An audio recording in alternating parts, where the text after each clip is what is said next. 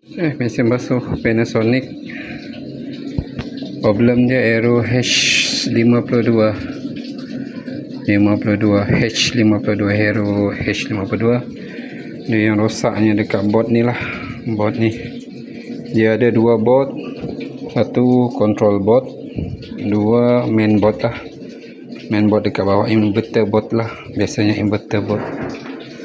Okey, rosak ni, tukar keping.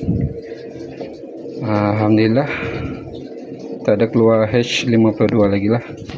Sebelum install ni kena cek dulu inlet valve lah, tempat masuk air. Kena cek dia punya coil, bacaan okey ke tak. Kalau okey baru pasang balik lah.